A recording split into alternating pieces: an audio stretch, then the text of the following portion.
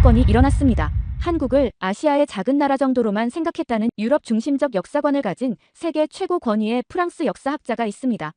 그가 한국 큐레이터의 치열한 논쟁 끝에 자신의 가치관을 모두 버리는 초유의 사태가 일어났다고 합니다. 어떻게 한국 문화의 독창성을 인정하게 되었는지, 왜 이토록 작은 나라가 거대한 제국들 사이에서 독자적인 문화를 발전시키고 세계의 선두에 서게 되었는지, 프랑스 학자와 속에서 드러난 진실과 이 모든 것의 의미를 사연을 통하여 알아가 보도록 하겠습니다. 저는 줄리앙 르메르, 파리 소르본 대학의 역사학 교수입니다. 평생을 유럽의 역사와 문화를 연구하며 살아왔죠. 그리고 수십 년간 하나의 확고한 신념을 가지고 있었습니다. 바로 유럽 문명이 세계 문화의 중심이라는 것. 저에게 이것은 의심할 여지가 없는 사실이었어요. 파리의 가을은 언제나 아름답습니다. 낙엽이 샹젤리제 거리를 황금빛으로 물들이던 그날, 소르본 대학에서 국제문화 심포지엄이 열렸어요. 세계 문명의 교류와 발전이라는 주제로요. 단상에 선 저는 여느 때와 같이 유럽 중심적 역사관을 확신에 찬 목소리로 설명했습니다. 르네상스 이후 유럽은 세계 문명의 중심축이었습니다. 과학, 예술, 철학 모든 분야에서 유럽의 영향 없이 현대 문명을 설명할 수 없죠. 청중들이 고개를 끄덕이는 모습에 자신감이 더해졌습니다. 하지만 그때였어요. 객석 뒤쪽에서 한 여성이 손을 들었습니다. 질문이 있습니다. 단정한 차림의 동양 여성이었죠. 나중에 알게 된 이름은 한지원, 한국국립중앙박물관의 큐레이터였어요. 교수님, 과연 그 주장이 객관적인가요? 한국은 구텐베르크보다 무려 78년 앞서 금속 활자를 발명했습니다. 세계 최초로요. 청중들 사이에서 웅성거림이 일었어요. 순간 당황했지만 곧 마음을 다잡았습니다. 아, 네. 동아시아에 몇몇 발명품들이 있긴 하죠. 하지만 그건 단지 고립된 사례일 뿐입니다. 체계적인 발전과 확산은 유럽에서 이루어졌어요. 그러자 한지원은 자리에서 일어나며 또렷한 목소리로 말했습니다. 교수님, 고립된 사례라고요? 한국의 문화는 단순한 모방이 아닙니다. 한글은 세계에서 가장 과학적인 문자 체계로 인정받고 있고 조선시대 천문학은 당시 유럽보다 정확했죠. 이런 사실들을 무시한 채 유럽 중심적 시각만으로 세계 문화를 평가하는 건 학문적 오만이 아닐까요? 그 순간 강의실이 얼어붙는 듯 했습니다. 20년 넘게 강단에 서온 저였지만 이렇게 정면으로 도전받은 적은 드물었어요. 심장이 빠르게 뛰었습니다. 짜증도 났지만 한편으론 호기심도 생겼죠. 흥미로운 주장이네요. 하지만 증거가 필요합니다. 문헌상의 기록만으로는 충분치 않아요. 한지원은 미소를 지으며 대답했습니다. 그렇다면 직접 확인해 보시는 건 어떨까요? 한국에 오셔서 말이죠. 제가 안내해 드리겠습니다. 그 도전적인 제안의 순간 제 자존심이 상했어요. 하지만 동시에 학자로서의 호기심이 자극됐습니다. 정말 그녀의 주장처럼 한국 문화가 독창적이고 선진적이었다면, 아니, 그럴 리가 없었죠.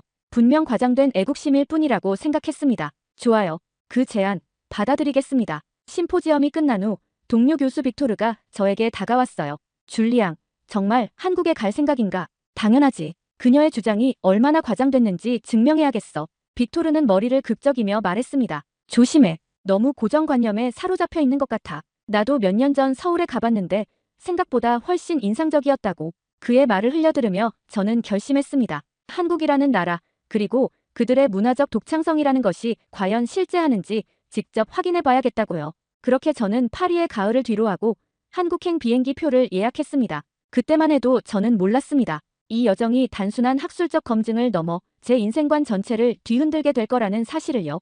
11시간의 비행 끝에 인천국제공항에 도착했습니다. 창밖으로 펼쳐진 풍경이 제 예상과는 너무도 달랐어요. 유럽인들이 흔히 생각하는 아시아의 모습은 어디에도, 정말 어디에도 보이지 않았죠. 초현대적인 공항 건물, 완벽하게 정리된 동선, 그리고 모든 곳에 자리 잡은 첨단 기술들. 이건 예상과 다르군. 입국 심사대를 지나는 동안 저도 모르게 중얼거렸습니다. 공항에서 서울로 향하는 고속열차를 타면서도 그 놀라움은 계속됐어요. 창밖으로는 빼곡한 고층 아파트와 현대적인 빌딩들이 끝없이 이어졌습니다. 그리고 그 사이사이에 전통적인 한옥과 고궁이 자리하고 있었죠. 과거와 현재가 조화롭게 공존하는 모습이었습니다. 호텔에 짐을 풀고 잠시 휴식을 취한 후 약속된 시간에 국립중앙박물관으로 향했습니다. 한지원이 그곳에서 만나자고 했으니까요. 박물관 입구에서 그녀를 만났을 때 파리에서보다 더 자신감 넘치는 모습이었습니다. 르메르 교수님, 한국에 오신 것을 환영합니다. 여행은 편안하셨나요? 네, 감사합니다. 솔직히 말하자면 공항부터 이미 놀라움의 연속이었어요. 한지원은 웃으며 고개를 끄덕였습니다. 많은 서양 학자들이 처음 한국에 오면 그런 반응을 보이시더라고요. 아시아에 대한 고정관념과 실제 한국의 모습 사이에는 큰 차이가 있으니까요. 약간 불편한 기분이 들었지만 부인할 수는 없었죠. 실제로 제가 가지고 있던 한국의 이미지는 현실과 큰 차이가 있었으니까요. 박물관 안으로 들어서자 또 다른 놀라움이 저를 기다리고 있었습니다. 최첨단 전시 시스템과 함께 웅장한 전시실이 펼쳐졌어요. 유럽의 어느 대형 박물관과 견주어도 손색이 없을 정도로 잘 정리되고 보존된 유물들이 가지런히 전시되어 있었습니다. 이쪽으로 오시죠. 오늘은 개략적인 전시물들을 먼저 살펴보고 내일부터 본격적인 연구를 시작하는 게 어떨까요? 한지원의 안내를 따라 전시실을 돌아보는 동안 선사시대부터 현대까지 한국의 역사가 제 앞에 펼쳐졌습니다. 특히 삼국시대와 고려시대의 유물들이 제 눈길을 사로잡았어요.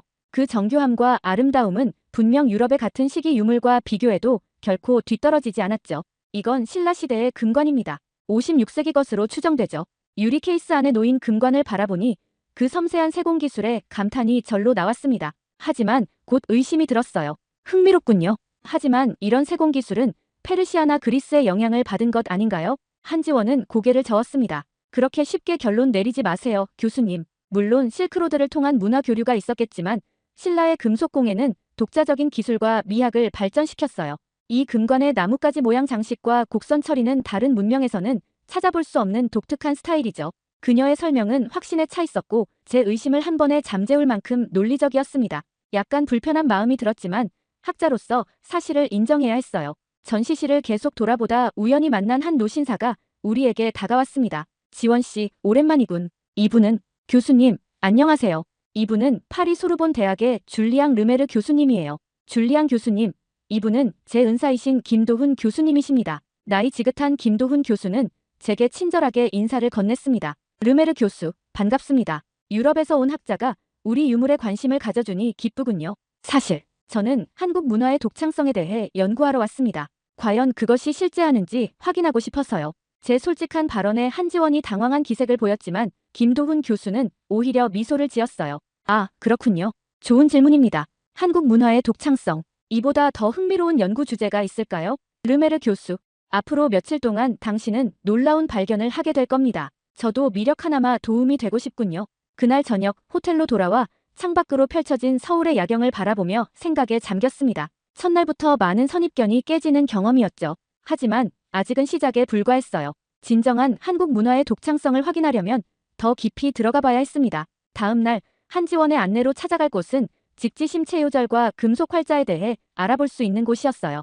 과연 그들이 주장하는 것처럼 구텐베르크보다 앞선 인쇄술이 이곳에 있었던 걸까요? 잠자리에 들며 내일의 탐험에 대한 기대와 의구심이 교차했습니다. 이 낯선 땅에서의 여정이 어디로 이어질지 그때까지만 해도 저는 전혀 예상하지 못했어요. 아침 일찍 한지원이 호텔로 마중을 나왔습니다. 오늘의 첫 목적지는 국립중앙박물관의 특별연구실이었죠. 차 안에서 한지원은 제게 금속 활자에 대한 개요를 설명했어요.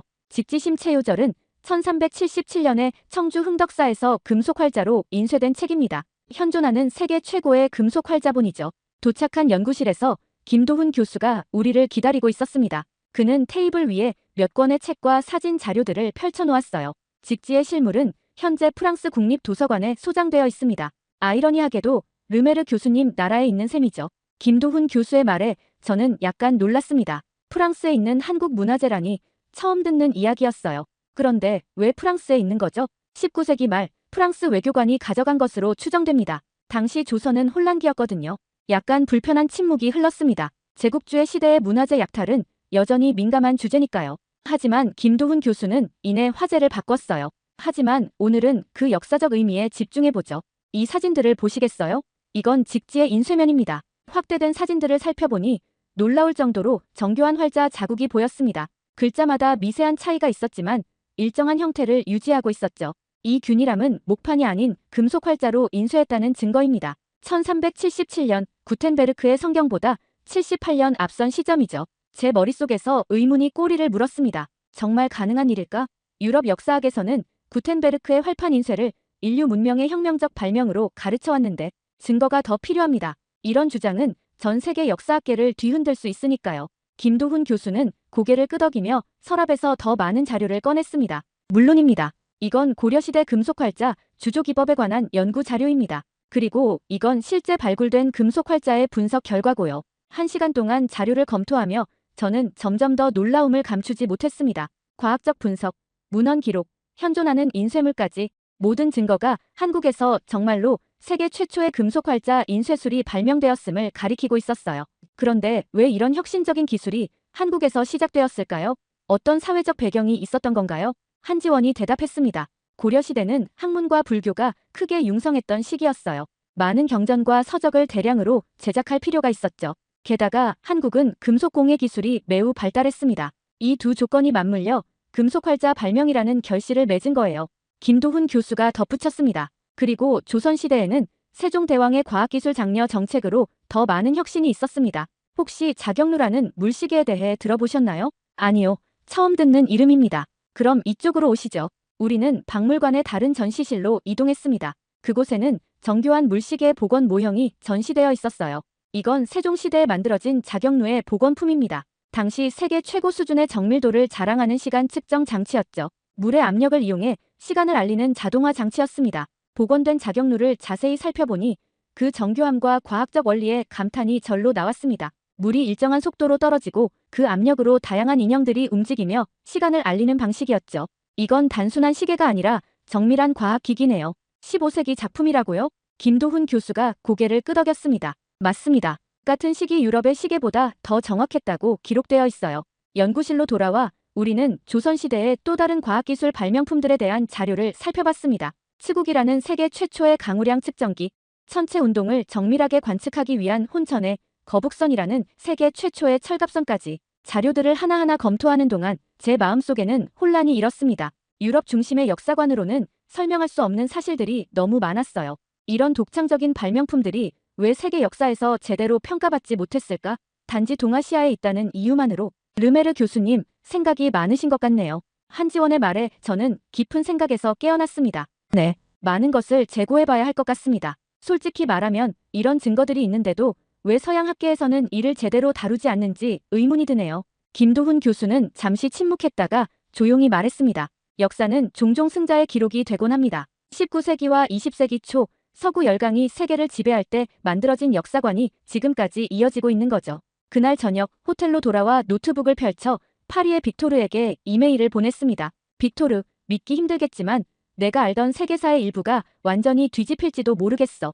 여기서 본 증거들은 너무나 명확해. 고려와 조선의 과학기술은 우리가 알던 것보다 훨씬 발전해 있었어. 이건 단순한 우연이나 모방이 아니야. 체계적인 과학 정신과 혁신이 있었다는 증거를 발견했어. 창밖으로 서울의 밤 풍경을 바라보며 내일은 어떤 새로운 발견이 기다리고 있을지 기대가 되기 시작했습니다. 처음의 의심과 거부감은 이제 호기심과 탐구심으로 바뀌어가고 있었어요. 오늘은 한국 예술과 미학의 세계로 들어가는 날입니다. 아침 일찍 한지원이 호텔에 도착해 국립중앙박물관의 불교미술관으로 안내했습니다. 커다란 전시실로 들어서자 그곳에는 여러 불상들이 전시되어 있었어요. 오늘은 한국 예술의 독창성, 특히 불교 미술을 중심으로 살펴볼 예정입니다. 한지원의 말에 고개를 끄덕였습니다. 불교 미술이라. 사실 저는 이 분야에 큰 기대를 하지 않고 있었어요. 동아시아 불교 미술은 대부분 인도나 중국의 영향을 받았다고 알고 있었으니까요. 과연 여기서 독창성을 찾을 수 있을까 의문이었죠. 그런데 전시실 중앙에 전시된 한 불상 앞에 서자 말문이 막혔습니다. 생각지도 못한 아름다움과 독특한 형태에 시선을 뗄 수 없었어요. 이것이 국보 제83호 금동미륵보살 반가사유상입니다. 7세기 삼국시대 작품이죠. 반가사유상이라. 한쪽 다리를 올리고 생각에 잠긴 듯한 자세의 불상이었습니다. 그런데 그 표정과 자세에서 풍겨나오는 분위기는 제가 지금까지 본 어떤 불상과도 달랐어요. 평화롭고 명상적이면서도 어딘가 인간적인 느낌이 있었죠. 이런 자세의 불상은 본 적이 없군요. 매우 특이합니다. 반가사유상은 동아시아에서 발견되는 특별한 형태입니다. 특히 한국의 반가사유상은 균형감과 인간적인 표정, 그리고 자연스러운 신체 비율로 독보적이죠. 자세히 살펴볼수록 그 완성도에 감탄했습니다. 섬세한 손과 얼굴의 표정, 옷주름의 자연스러운 흐름까지 모든 것이 조화롭게 어우러져 있었어요. 사실 일본에도 비슷한 미륵보살 반가상이 있는데 국립도쿄박물관의 보물로 지정되어 있습니다. 한지원의 말에 고개를 끄덕였습니다. 역시 동아시아 문화는 서로 영향을 주고받은 것이겠죠. 그런데 흥미로운 사실은 일본의 국보로 지정된 그 반가사유상도 사실은 한국 신라에서 제작된 것이라는 점입니다. 최근 과학적 분석 결과 재료와 제작 기법이 명백히 신라 작품임이 증명됐어요. 순간 제 눈이 커졌습니다. 일본의 국보가 실은 한국 작품이라고요? 그게 확실한가요? 증거는요? 금속 성분 분석, X선 조사, 제작 기법 연구 등 여러 과학적 증거가 있습니다. 물론 역사적으로 한국과 일본은 문화 교류가 많았지만 이 작품의 경우 신라 장인들이 만든 것임이 거의 확실해요. 그 말을 듣자 한국 문화의 영향력에 대한 새로운 시각이 생겼습니다. 단순히 중국의 영향을 받은 것이 아니라 오히려 주변국에 문화적 영향을 끼친 중심축 역할을 했던 것일까요? 다음으로 우리는 백제 금동대향로 앞에 섰습니다. 복잡하고 정교한 문양이 가득한 이 향로는 그 자체가 하나의 우주를 표현한 듯 했어요.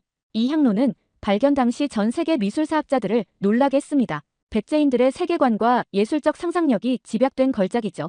향로의 뚜껑 부분에는 산과 동물, 사람 등 다양한 형상이 입체적으로 펼쳐져 있었습니다. 그 세밀함에 감탄하지 않을 수 없었어요. 정말 놀랍습니다. 이런 수준의 세공 기술이 6세기에 가능했다니. 백제는 특히 금속 공예가 발달했어요.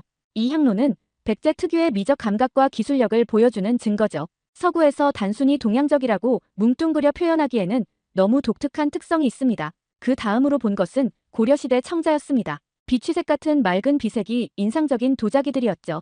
고려 청자의 비색은 세계 도자사에서 독보적인 위치를 차지합니다. 중국 도자기와는 확실히 다른 미적 추구가 있었어요. 청자를 자세히 관찰하던 중 문득 생각이 스쳤습니다. 한국 예술의 특징은 과시적이지 않은 절제미, 자연과의 조화, 그리고 내면의 평화를 추구하는 것 같았어요. 그것은 제가 알던 다른 예술 전통과는 분명히 구별되는 점이었습니다. 전시실을 나와 휴식을 취하며 한지원에게 물었습니다.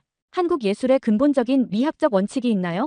제가 보기에는 어떤 절제된 아름다움이 있는 것 같은데요. 한지원은 잠시 생각하더니 대답했습니다. 날카로운 관찰력이시네요. 한국 미학에는 무의자연이라는 개념이 중요합니다. 억지로 꾸미지 않고 자연스러움을 추구하죠. 화려함보다는 담백함, 과장보다는 절제, 대칭보다는 비대칭적 균형을 선호해요. 김도훈 교수가 우리에게 합류했습니다. 르메르 교수님, 오늘 전시는 어떠셨나요? 놀라웠습니다. 김 교수님, 솔직히 말해서 한국 불교 미술이 이렇게 독특하고 세련됐을 거라고는 생각도 못했어요.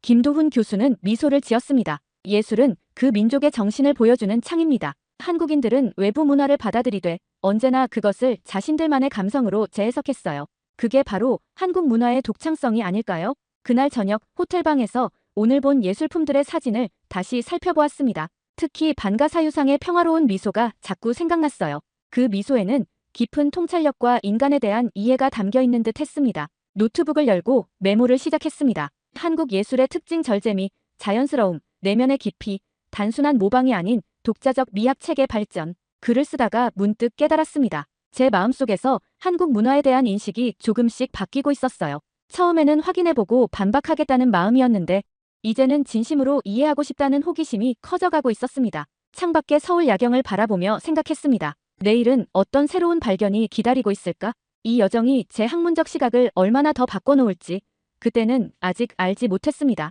오늘의 방문지는 국립한글박물관이었습니다. 한국의 문자 체계에 대해서는 사실 거의 알지 못했어요. 서양에서는 한자를 사용하는 동아시아 국가들의 문자 체계를 구분하지 않고 뭉뚱그려 생각하는 경우가 많거든요. 박물관 입구에서 한지원이 반갑게 맞아주었습니다. 오늘은 세종대왕과 한글의 창제 과정, 그리고 그 과학적 원리에 대해 알아볼 예정입니다. 전시실로 들어서자 커다란 세종대왕의 초상화가 우리를 맞이했습니다. 한지원이 15세기 조선의 국왕이었던 세종에 대해 설명하기 시작했어요. 세종대왕은 단순한 군주가 아닌 과학자이자 언어학자였습니다. 그는 백성들이 쉽게 배우고 사용할 수 있는 문자 체계가 필요하다고 생각했죠. 당시 한자는 배우기 어려워 문맹률이 높았거든요. 다음 전시물은 훈민정음 해례본의 복제품이었습니다. 한글을 창제하고 그 원리를 설명한 책이라고 했어요. 이것이 훈민정음 해례본입니다. 한글의 창제 원리를 과학적으로 설명한 책이죠. 가장 놀라운 점은 각 자음이 발음기관의 모양을 본떠 만들어졌다는 겁니다.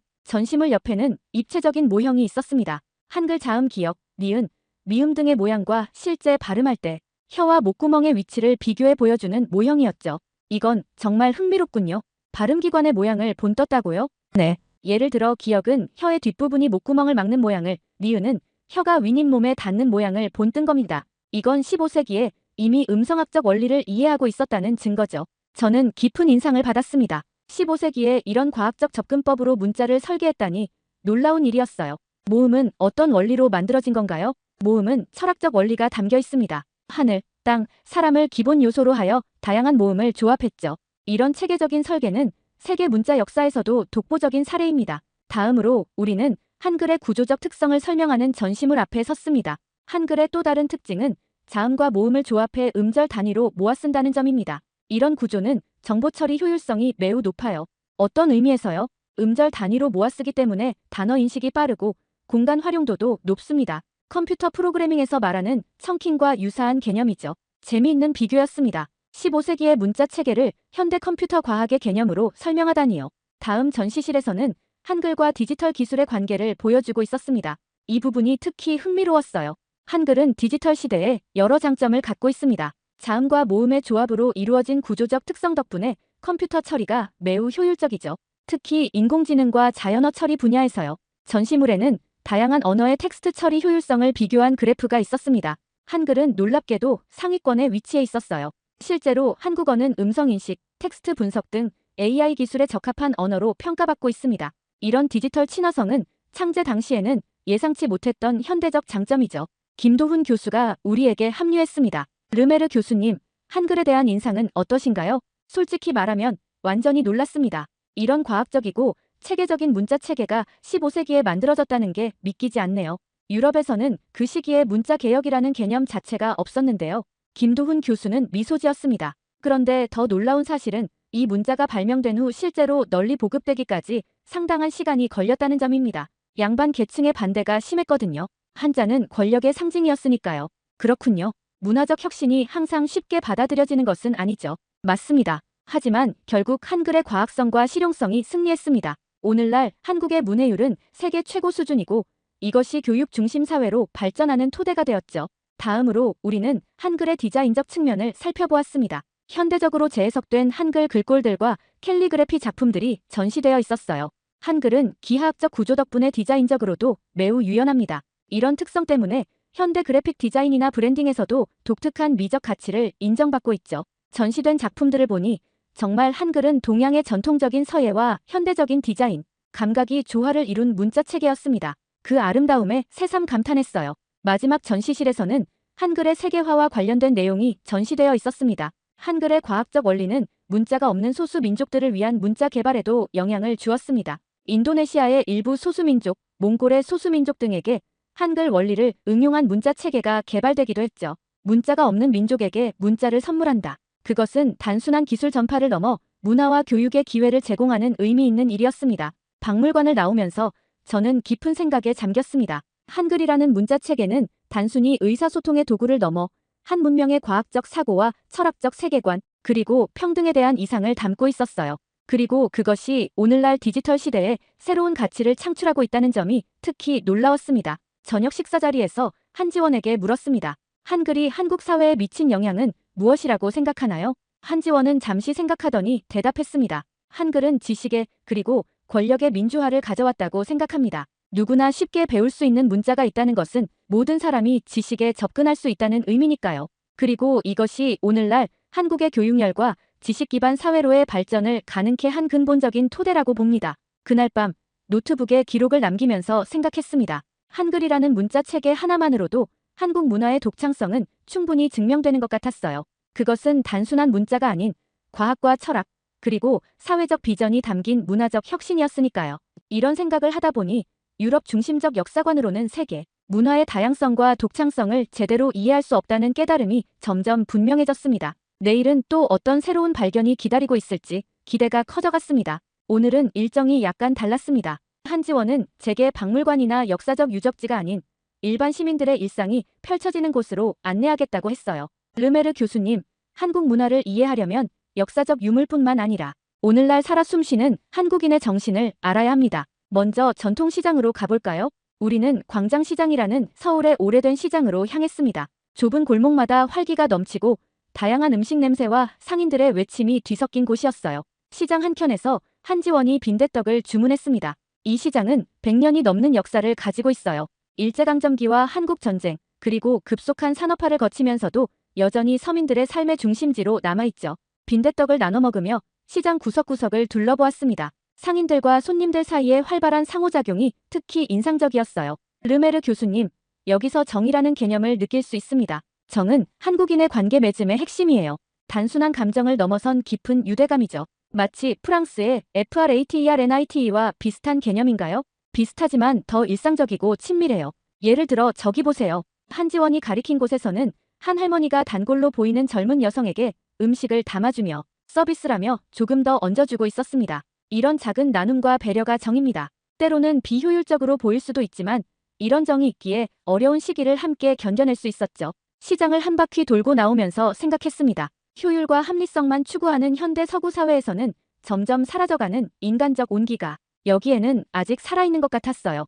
다음으로 우리는 서대문 형무소 역사관으로 향했습니다. 일제강점기 당시 독립운동가들이 수감되었던 곳이라고 했어요. 무거운 철문을 지나 형무소 안으로 들어서자 차가운 기운이 느껴졌습니다. 이곳은 한국 근현대사의 아픔이 담긴 장소입니다. 일제강점기 동안 수많은 독립운동가들이 이곳에서 고문을 받고 순국했죠. 좁은 감방과 고문 도구들을 보며 숙연해졌습니다. 전시실에는 독립운동가들의 사진과 그들이 남긴 글, 그리고 형무소에서의 생활을 재현한 전시물들이 있었어요. 이곳에서 한이라는 감정을 이해할 수 있습니다. 한은 억눌리고 응어리진 감정이지만 단순한 슬픔이나 분노를 넘어서는 복합적인 감정이에요. 그런 감정을 표현하는 단어가 따로 있다니 흥미롭군요. 네, 한국인은 이 한을 예술로 승화시켜왔어요. 판소리나 민요, 그리고 현대 예술까지도 이 한의 정서가 깊이 배어 있습니다. 김도훈 교수가 우리를 맞이했습니다. 그는 오늘 특별히 한국 근현대사에 대해 설명해 주기로 했다고 했어요. 르메르 교수, 한국은 지난 100년간 상상하기 어려울 정도의 변화를 겪었습니다. 일제강점기, 한국전쟁, 군사독재, 그리고 민주화와 경제 발전까지 어떤 국가도 이렇게 짧은 시간에 이런 극적인 변화를 경험하지 않았죠. 우리는 형무소 내부를 걸으며 이야기를 나눴습니다. 특히 독립운동가들의 투쟁 의지가 담긴 편지들이 깊은 인상을 남겼어요. 이곳에서 고문당하면서도 절대 굴복하지 않은 그들의 정신이 바로 깡다구입니다. 단순한 끈기가 아닌 압박 속에서도 꺾이지 않는 의지죠. 깡다구라. 한지원이 말한 이 단어가 마음에 와닿았습니다. 프랑스어로 정확히 번역하기 어려운 단어였지만 의미는 분명히 이해할 수 있었어요. 한국인들이 이렇게 짧은 시간에 폐허해서 선진국으로 도약할 수 있었던 원동력이 바로 이 깡다구가 아닐까요? 김도훈 교수가 고개를 끄덕였습니다. 맞습니다. 그리고 이 정신은 역사적으로 형성된 것입니다. 한반도는 지정학적으로 늘 강대국들 사이에 끼어 있었어요. 수많은 침략과 고난을 겪으면서도 독자적인 문화와 정체성을 지켜온 역사가 이런 깡다구를 만들어냈죠. 형무소를 나와 우리는 근처 카페에 앉았습니다. 커피를 마시며 오늘 본 것들에 대해 깊이 생각했어요. 한국인의 정체성을 이해하려면 이 세 가지 개념, 한, 정, 깡다구가 중요한 것 같군요. 한지원이 미소를 지었습니다. 역시 날카로운 관찰력이시네요. 이 세 가지 정서가 한국인의 내면을 이해하는 중요한 열쇠입니다. 그리고 이런 정서가 예술, 경제, 사회 모든 영역에 영향을 미치고 있어요. 문득 궁금한 점이 생겼습니다. 그런데 이런 정서적 특성이 한국의 기술 발전이나 경제 성장과도 연관이 있을까요? 김도훈 교수가 대답했습니다. 물론입니다. 한국의 빨리빨리 문화도 이 깡다구와 연결되어 있어요. 불가능해 보이는 일도 끈질기게 도전하는 정신이죠. 삼성이나 현대 같은 기업들의 성공 신화도 이런 정신 없이는 불가능했을 겁니다. 해가 저물어갈 무렵 우리는 남산타워로 향했습니다. 서울 전체를 내려다볼 수 있는 곳이라고 했어요. 날이 저물며 도시의 불빛이 하나둘 켜지기 시작했습니다. 어떤가요, 르메르 교수님? 이제 한국이 조금은 다르게 보이시나요? 전망대에서 바라본 서울은 마치 살아 숨쉬는 유기체 같았습니다. 고층 빌딩 숲 사이로 한강이 유유히 흐르고 곳곳에 역사적 건물들이 현대 건축물과 어우러져 있었어요. 네, 완전히 다르게 보입니다. 처음에는 단순히 아시아의 한 나라로만 생각했는데 이제는 독특한 역사와 문화, 그리고 정신을 가진 나라로 보이네요. 밤이 깊어가는 동안 우리는 한국인의 정체성에 대해 계속 이야기를 나눴습니다. 한국인들이 겪은 역사적 시련과 그것을 극복해온 과정, 그리고 그 과정에서 형성된 독특한 정서와 문화적 특성들, 이런 것들이 오늘날 한국 사회의 모습을 만들어낸 근본적인 토대라는 것을 조금씩 이해하기 시작했어요. 그날 밤 호텔로 돌아와 노트북을 펼쳤습니다. 오늘 느낀 점들을 정리하며 새로운 깨달음이 밀려왔습니다. 문화란 단순히 유물이나 예술작품만이 아니라 사람들의 정신과 감정, 그리고 그것이 만들어낸 사회적 관계의 총체라는 것을요. 창밖으로 서울의 밤하늘을 바라보며 생각했습니다. 내 연구 여정도 이제 끝을 향해 가고 있구나. 그리고 그 결론은 내가 처음 예상했던 것과는 전혀 다른 방향으로 흘러가고 있었습니다. 한국에서의 마지막 날이 다가오고 있었습니다. 이제 제 연구를 정리하고 결론을 도출해야 할 시간이었죠. 호텔방에서 지난 며칠간의 기록과 사진들을 검토하며 생각에 잠겼습니다. 파리에서 출발할 때만 해도 한국 문화의 독창성이라는 것이 과연 실제하는지 의심했었는데 이제는 그런 의심이 완전히 사라졌어요. 아침 일찍 한지원의 연락을 받았습니다. 오늘은 김도훈 교수가 자신의 연구실로 우리를 초대했다고 했어요. 교수의 연구실은 서울대학교 캠퍼스 내에 있었습니다. 아름다운 캠퍼스를 걸으며 이곳에서 공부하는 학생들의 열의가 느껴졌어요. 르메르 교수님, 한국 학생들의 교육열에 대해 들어보셨나요? 한지원의 질문에 고개를 끄덕였습니다. 네, 한국의 높은 교육열은 유명하죠. 그런데 왜 그렇게 교육에 열정적인지 항상 궁금했어요. 그것도 역사적 맥락에서 이해할 수 있습니다. 조선시대부터 과거 시험을 통한 인재 등용이 사회적 신분 상승의 중요한 통로였어요. 그리고 일제강점기와 한국전쟁을 거치며 교육만이 살 길이라는 인식이 강해졌죠.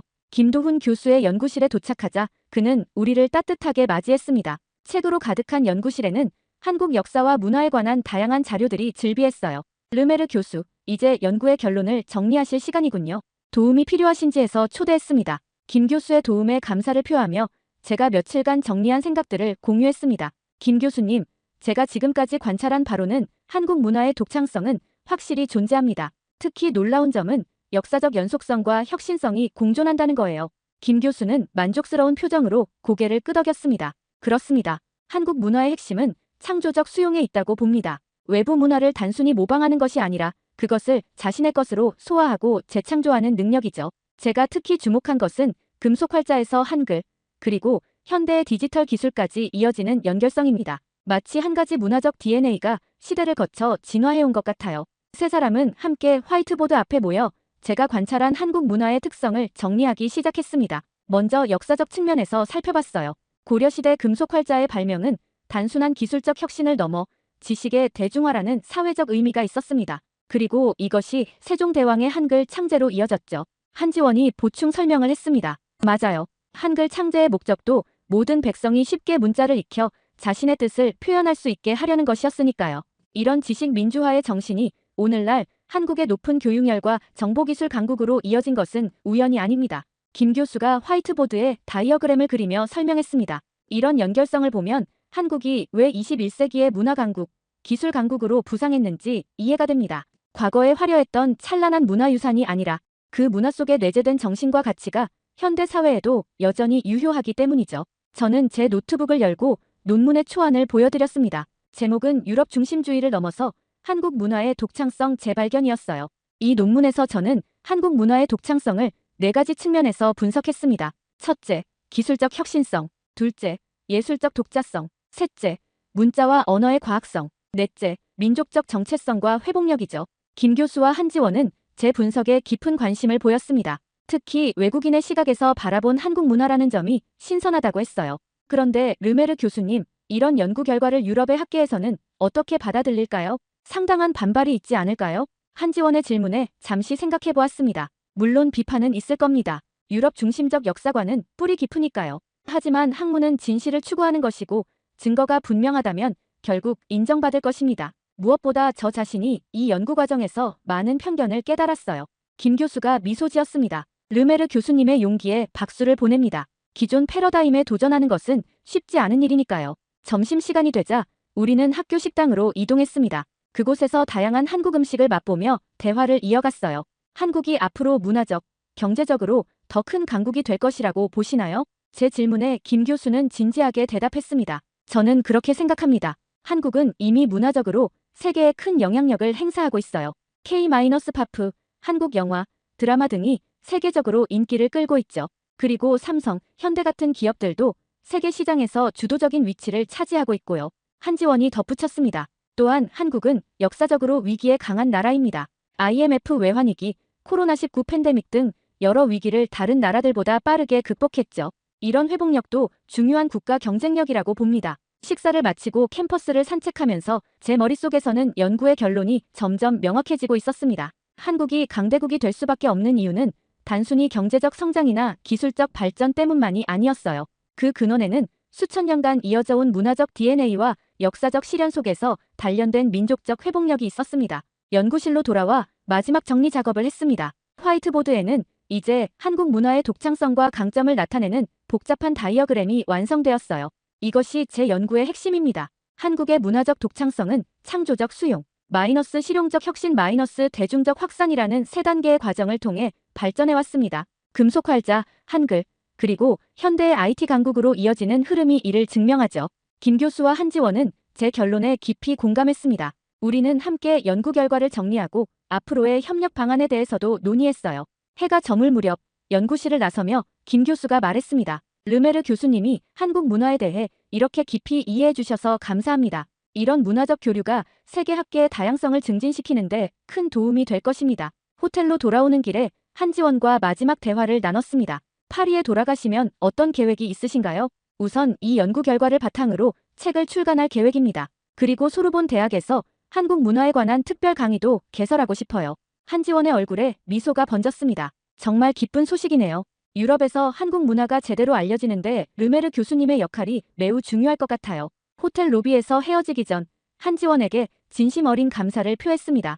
당신이 없었다면 이런 깊이 있는 연구는 불가능했을 거예요. 정말 감사합니다. 아니에요. 저도 교수님과 함께 한국 문화를 새롭게 볼 수 있어 즐거웠습니다. 파리에서 꼭 다시 만나요.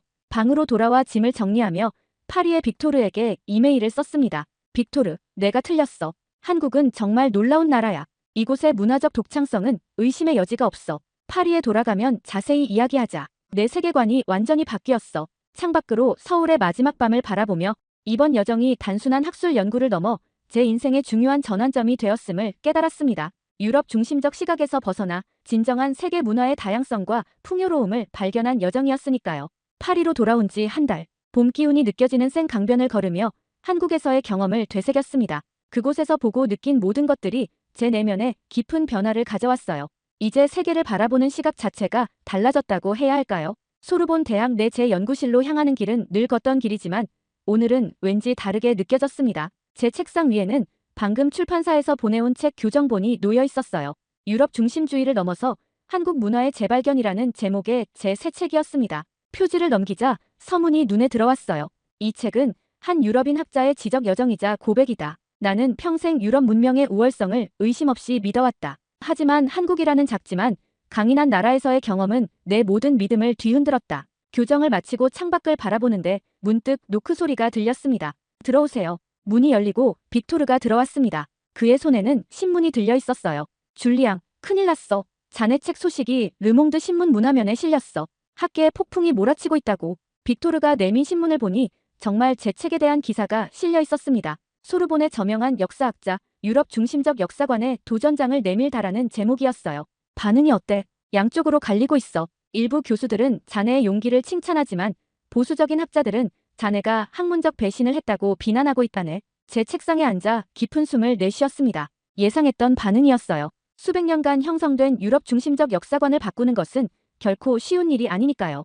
괜찮아, 빅토르. 나는 진실을 추구했을 뿐이야. 시간이 지나면 사람들도 이해하게 될 거야. 빅토르는 미소를 지으며 제 책 교정본을 집어들었습니다. 솔직히 말하면 처음에는 나도 자네가 너무 극단적으로 변했다고 생각했어. 하지만 자네 책의 초고를 읽어보니 정말 설득력 있더군. 특히 한글의 과학성과 금속 활자 부분은 충격적이었어. 고마워, 빅토르. 자네의 지지가 큰 힘이 돼. 빅토르가 떠난 후 저는 컴퓨터를 켜고 이메일을 확인했습니다. 한지원에게서 온 메일이 있었어요. 르메르 교수님, 파리 학회 참석 일정이 확정되었습니다. 다음 달 15일에 도착할 예정이에요.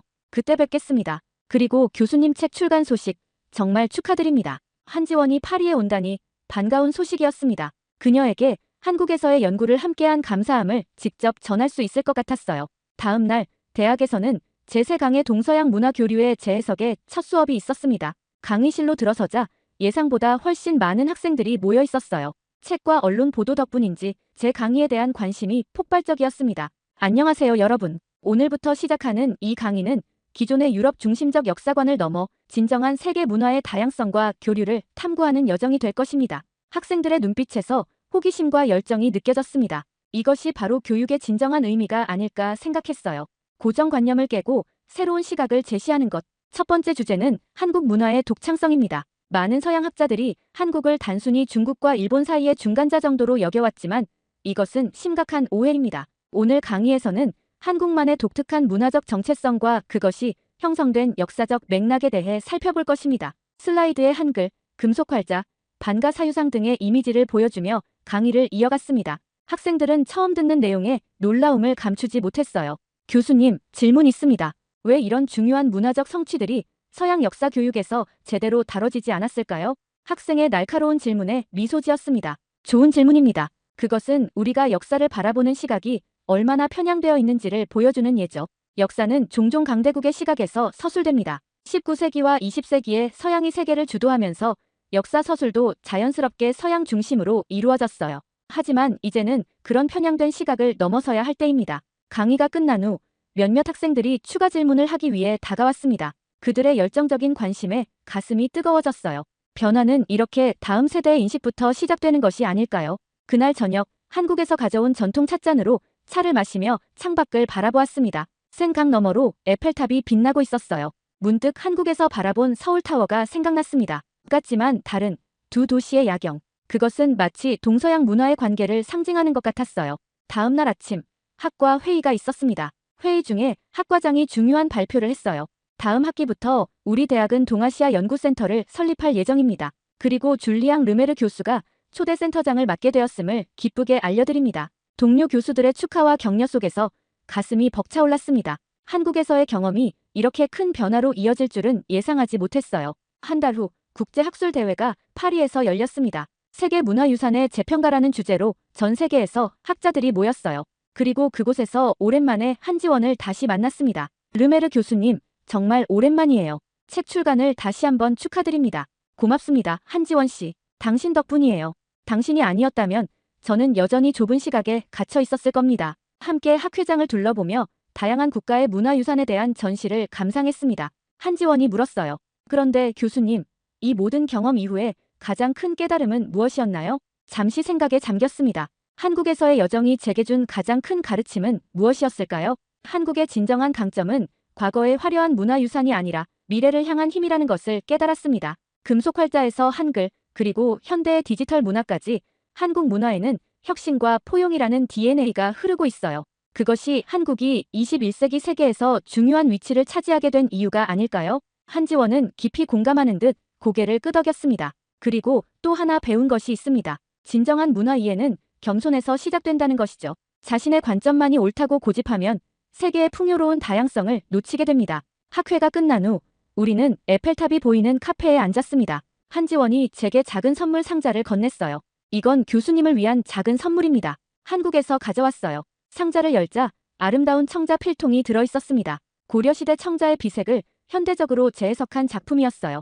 정말 아름답군요. 감사합니다. 이 필통이 교수님의 새로운 글쓰기에 영감이 되었으면 합니다. 앞으로도 동서양 문화의 가교 역할을 해주세요. 석양이 질 무렵 우리는 센 강변을 따라 걸었습니다. 파리의 봄 저녁은 유난히 아름다웠어요. 문득 한지원에게 물었습니다. 다음에는 언제 만날 수 있을까요? 서울에서 열리는 세계문화유산 포럼이 있어요.